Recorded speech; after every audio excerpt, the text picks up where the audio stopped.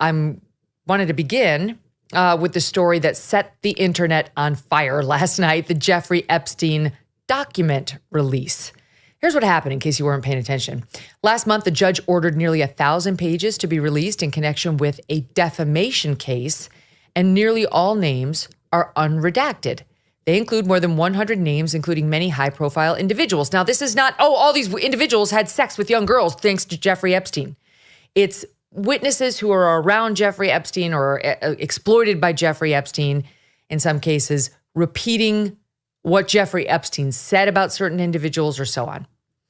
So it's not clear indictments of people's character. You have to sort of really delve into it. We'll give you just some highlights here. Most of the names have previously been reported on, but we are learning some new information as well. The biggest piece of news to come out last night is about former President Bill Clinton. In what is, it's one of those shocking but not surprising revelations. In a deposition of a woman who accused Prince Andrew of groping her, she says Epstein told her, quote, that Bill Clinton likes them young, referring to girls. All right, so there's a couple of women involved with this allegation. There's Virginia Giuffre, and then there's this other gal, and they say that Jeffrey Epstein claimed Bill Clinton likes me young. I mean, are we surprised? It's shocking, but not surprising. Like I said, we've seen this history of his for a long, long time. We elected him president. We almost elected his wife president. That didn't happen. But remember that point in 2016 where you had Trump with all these women coming out and accusing him? At the same time, you had Hillary, who was married to a man who'd been accused by, I was like, this is America. That same woman in these depositions also talked about meeting magician David Copperfield, who she says asked her if she was aware that, quote, girls were getting paid to find other girls. Famous celebrities like Leonardo DiCaprio, Cameron Diaz, and Bruce Willis are mentioned in the documents, but only in relation to an accuser denying having met them. That's important, that she denies having met them, but noting that Epstein had brought them up as part of his name-dropping habit. There's no evidence that they actually did meet any victims of Jeffrey Epstein. Separately, and interestingly, Epstein's brother, Mark, is speaking out, telling the New York Post for the first time that his brother, Jeffrey Epstein, told him in 2016, quote, if I said what I know about both candidates, they'd have to cancel the election. Referring to Donald Trump and Hillary Clinton, back to my earlier point. But Mark said his brother never revealed to him exactly what he knew about Trump or Clinton.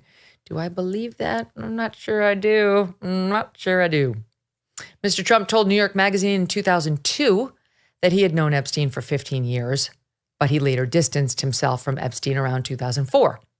Jeffrey Epstein, as you know, is reported to have taken his own life in his New York jail cell in 2019 while he was awaiting trial on sex trafficking charges. Many people to this day believe that was not a suicide, but some sort of planned execution by those who stood to lose a lot.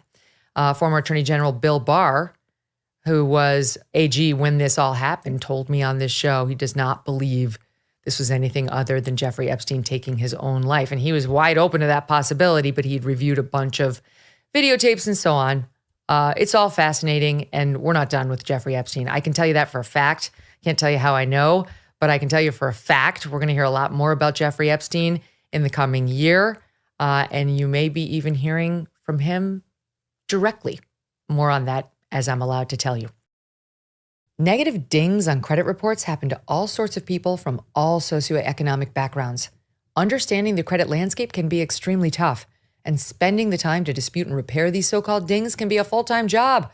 Good luck to you if you already have one of those or kids or anything going on. For starters, you have to deal with 3 separate credit bureaus, which no one wants to do. It's also a common misconception that people with poor credit scores are just people who don't pay their credit card bills. They just simply don't want to do it. These actually can be hardworking folks who are negatively affected by divorce, identity theft, medical debt, student loans, or they just don't have the time or are too overwhelmed to fix it. But if you do not address negative credit items, they can haunt you for years to come. And when it counts the most, like when you're trying to get a mortgage at a competitive rate. The good news is our sponsor, Lexington Law, would like to help you. Go to lexingtonlaw.com and start today with a free consultation and review. Tell them Megyn sent you at lexingtonlaw.com. Hey, thanks so much for watching. If you like what you just saw, hit the subscribe button for more clips and full episodes.